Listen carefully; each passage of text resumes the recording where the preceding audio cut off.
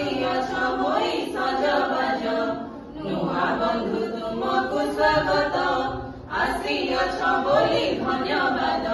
କଲେଜଟି ଆମର ସତେ ଭାରି ବଢିଆ, ଯିବା ଆସିବାଟା ଟିକେ ଅଡୁଆ ହେଲେ ପୁରା ନିଆରା। ଭାରି ଭଲ ଲାଗନ୍ତି ଆମ ସସ୍ମିତା ମ୍ୟାମ୍ ଆଉ ସତ୍ୟ ସାର୍, ସବୁଠୁ ହ୍ୟାଣ୍ଡସମ୍ ଆମର ପ୍ରିନ୍ସିପାଲ ସାର୍। ତାଙ୍କ ଦ୍ୱାରା ରଚିତ ଚାହାଣୀ ପ୍ରାୟ ପାର୍ବତୀ ମ୍ୟାମ୍ଙ୍କ ହସ ସତରେ ନିଆରା। ମ୍ୟାମ୍ କୁହନ୍ତି ସେ କଲେଜର ମା ପରା। ସାର୍ଙ୍କ ବିନା କବିତା ଅଧୁରା, ତାଙ୍କ ପାଖରୁ ଶିଖିଛି କବିତାର କବିତାର ଅଧିପତି ସଂସ୍କୃତ ବିଜ୍ଞାନୀ ଚାହୁଁ ଚାହୁଁ ଗଢିଦେବେ କବିତା ସୃଜନ। ମଦନ ସାର୍ ଆମର ଇଂରାଜୀର ମୁଖ୍ୟ, ସତରେ ସେ ଇଂରାଜୀର ଅନିଷେଧ୍ୟ ଅକ୍ଷର। ଇଂରାଜୀ କ୍ଲାସଟି ତାଙ୍କର ଭାରି ମନ ଛୁଆଁ, ସବୁ ବୁଝି ହୁଏ ଯାହା ଲାଗୁ ଥାଏନି। ଏବେ ଆସିଲା ଆମ ସସ୍ମିତା ମ୍ୟାମ୍ଙ୍କର କଥା, ତାଙ୍କ ବିନା ଆମେ ସବୁ ଧାରହୀନ କଥା। କଥା ତାଙ୍କର ଟିକିଏ ସେ କଢା, ସ୍ନେହ ପ୍ରେମ ଆଦରରେ ତାଙ୍କ ପ୍ରତିମୂର୍ତ୍ତି ଗଢା। ଏବେ ମୁଁ କହିବି ସତ୍ୟ ସାର୍ଙ୍କର କଥା, କୋମଳ ବଚନ ତାଙ୍କ ବ୍ୟବହାର ମୁଠା।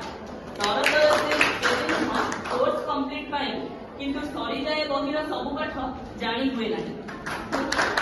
ମନ ଦେଇ ଶୁଣ ଟିକେ ଆମ ସିନିୟରଙ୍କ କଥା, ମନ ଦେଇ ଶୁଣ ଟିକେ ଆମ ସିନିୟରଙ୍କ କଥା, ଯାହାଙ୍କ ବିନା ଏସବୁ ହୋଇପାରି ନଥାନ୍ତା। ମୁଖ୍ୟ ମଦନ ମୋହନ ପାତ୍ର ମହୋଦୟ, ମୋ ସହିତ ଅଛନ୍ତି ମୋ ଡାହାଣ ପଟରେ ପାର୍ବତୀନାଥ ମହୋଦୟା, ଆମର ଶ୍ରଦ୍ଧେୟ ସତ୍ୟ, ତମର ପ୍ରିୟ ଜୁଲେଶ ସାର୍, ଆମ ସଭାମଞ୍ଚରେ ଅଛନ୍ତି ସସ୍ମିତା ମ୍ୟାଡାମ, ମୋର ଅତି ପ୍ରିୟ ମ୍ୟାଡାମ, ଯିଏକି ତାଙ୍କର କ୍ରିଏଟିଭିଟି ସତରେ ସ୍ୱାଗତ ଯୋଗ୍ୟ, ଏବଂ ମୋ ସମ୍ମୁଖରେ ବସିଥିବା ଶ୍ରଦ୍ଧେୟ ପିଲାମାନେ, ବିଶେଷ କରି ନବାଗତ ପ୍ରଥମ ବର୍ଷର ଛାତ୍ରଛାତ୍ରୀ। ମୁଁ ଚାହୁଁନି ଯେ ପଞ୍ଚମ ଷଷ୍ଠ ସେମିଷ୍ଟାର ଅତିକ୍ରମ କରିସାରିକି ପଛକୁ ବୁଲିକି ତମେ ଚାହିଁକି ସେଇ କାଚ କାରିଗର ଭଳି ପୁଅ କାଶ ଆଉ ଅଧଘଣ୍ଟେ ପଢିଥାନ୍ତି, କାଶ ଆଉ ଟିକେ ପରିଶ୍ରମ କରିଥାନ୍ତି, କାଶ ଆଉ ଗୋଟେ ଭଲ କଲେଜରେ ପିଜି ପାଇଁ ଆଡମିସନ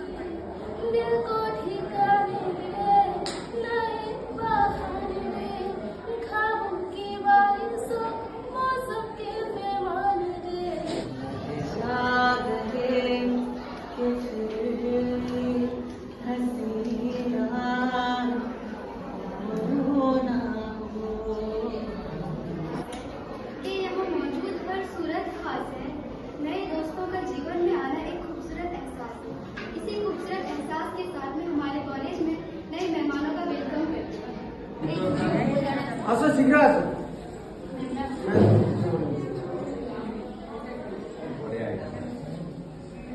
କେତେବେଳେ ତିଆରି କଲେ